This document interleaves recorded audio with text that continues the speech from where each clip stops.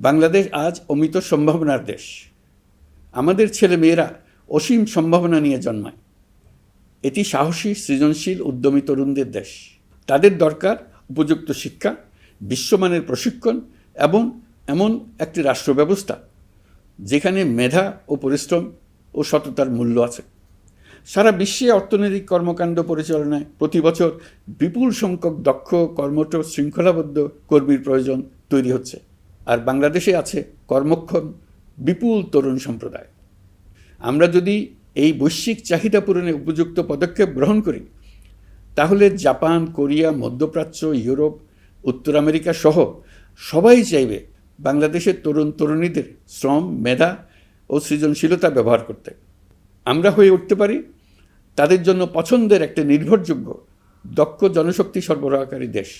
আমাদের খোলা সমুদ্র কেবল ভৌগোলিক সীমারেখা নয়, এটি বাংলাদেশের জন্য বিশ্ব অর্থনীতির সঙ্গে যুক্ত হওয়ার উন্মুক্ত দরজা। নেপাল, ভুটান ও সেভেন সিস্টার্সকে নিয়ে এই অঞ্চলে অর্থনৈতিক সমৃদ্ধির বিশাল সম্ভাবনা রয়েছে। অর্থনৈতিক অঞ্চল, বাণিজ্যিক চুক্তি ও শুল্কমুক্ত বাজারে প্রবেশের সুযোগের মধ্য দিয়ে এই অঞ্চলে একটি বৈশ্বিক উৎপাদন কেন্দ্র হিসেবে গড়ে ওঠার শক্তিশালী ভিত্তি প্রতিষ্ঠিত হবে।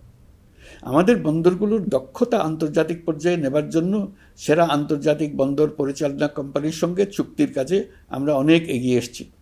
এর দক্ষতা বাড়াতে না পারলে আমরা অর্থনৈতিক অর্জনে পিছিয়ে যাব।